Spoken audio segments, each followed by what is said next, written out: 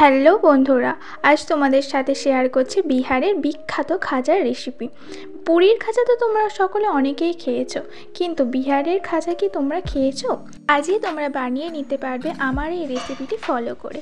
তার জন্য বন্ধুরা তোমরা পুরো ভিডিওটা স্কিপ না করে পুরোটা দেখো।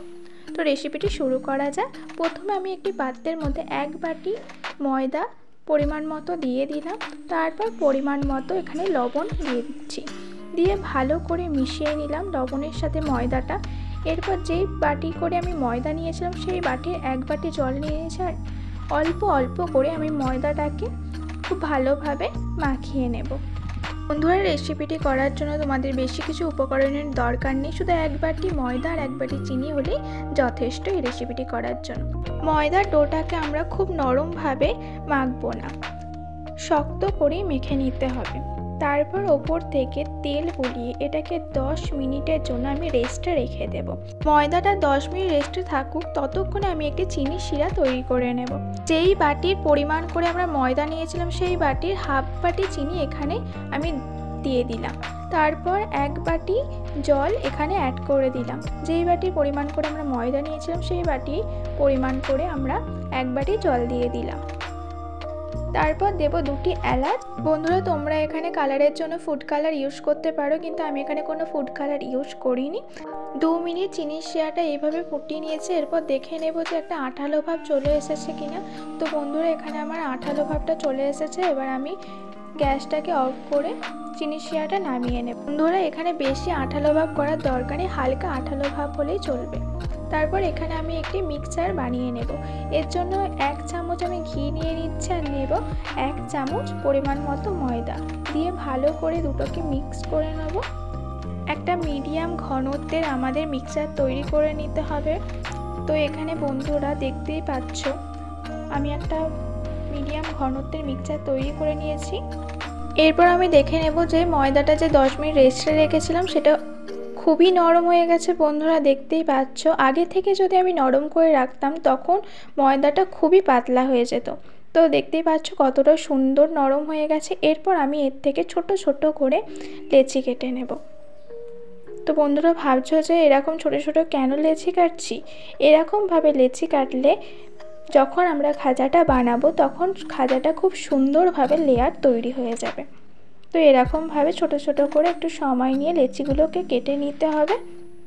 আর এই খাজাটা এতটা সুন্দর হয় বন্ধুরা, তোমরা বাড়িতে না বানালে কিন্তু বিশ্বাসই করবে না। তোমরা বাড়িতে একবার এভাবে ট্রাই করো, আমার এই রেসিপিটি ফলো করে দেখবে তোমাদের খুব ভালো লাগবে। তারপর লেচিগুলো কেটে আমি হাতের সাহায্যে একবার ভালো করে মিশিয়ে নেব। আবার এইভাবে ছোট ছোট করে লেচি কেটে নেব। এইভাবে আমি 2বার লেচি কেটে নিলাম। তোমরা চাইলে 3বারও লেচি এরকম প্রসেসে কেটে নিতে পারো। খাজাটা ততটা সুন্দরভাবে লেয়ার আসবে। লেচিগুলোকে আমি সবগুলো কেটে নিয়ে আবার হাতের সাহায্যে খুব ভালোভাবে হালকা হাতে মিশিয়ে নেব। তারপর একটা বেলন চাকিতে আমি কিছুটা সাদা তেল মাখিয়ে নিয়েছি। তারপর ওই ডোটা রেখে নিচ থেকে ওপরে আমি ভালো করে বেলে নিচ্ছি। তোমরা যেমনভাবে রুটি বা লুচি বেলে থাকো তেমনভাবেই বেলে নেবে। তারপর যে মিক্সচারটা আমি রেডি করে রেখেছিলাম এর ওপর থেকে বুলিয়ে দেব। খুব ভালোভাবে আমাদের এই মিক্সচারটাকে ওপর থেকে নিচ পর্যন্ত মাখিয়ে নিতে হবে। যত ভালো করে এই মিক্সচারটা মাখানো হবে ততটা সুন্দরভাবে লেয়ারগুলো আমাদের আসবে। তার ওপর থেকে একটু সাদা তেলও আমি দিয়ে দিলাম, দিয়ে এভাবে হাতের সাহায্যে খুব ভালোভাবে ফোল্ড করে নিতে হবে। একটুও কিন্তু ফাঁকা থাকলে হবে না বন্ধুরা, খুব ভালোভাবে আমাদেরকে ফোল্ড করে নিতে হবে।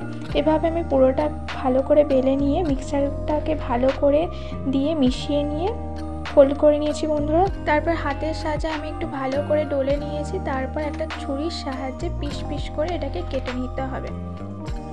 তো ছোট ছোট করে পিস করে আমি কেটে নিয়েছি, দেখতেই পাচ্ছ বন্ধুরা, ঠিক যেন গোলাপ ফুলের মতো। তারপর লেচিগুলোর পিছনের দিকটা আমি ভালো করে হাতের সাহায্যে মুড়ে দিয়ে হাতের সাহায্যে আমি হালকা করে প্রেস করে মুড়ে নিলাম। তো বন্ধুরা দেখতেই পাচ্ছ কতটা সুন্দরভাবে লেয়ারগুলো বোঝা যাচ্ছে। এভাবে বেলন চাকির সাহায্যে হালকা করে গোল করে লুচির মতো বেলে নিতে হবে।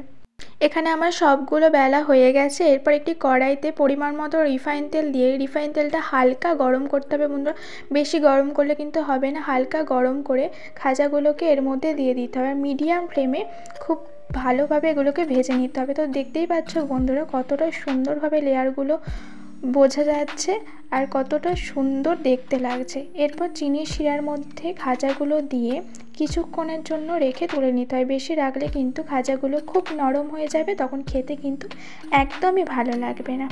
তো বন্ধুরা তোমরা বাড়িতে একবার এই খাজার রেসিপিটি ট্রাই করে দেখবে, সকলেরই ভালো লাগবে। আর রেসিপিটি তোমাদের যদি ভালো লেগে থাকে অবশ্যই একটি লাইক, কমেন্ট আর নতুন হলে সাবস্ক্রাইব করে আমার পাশে থেকো। টাটা।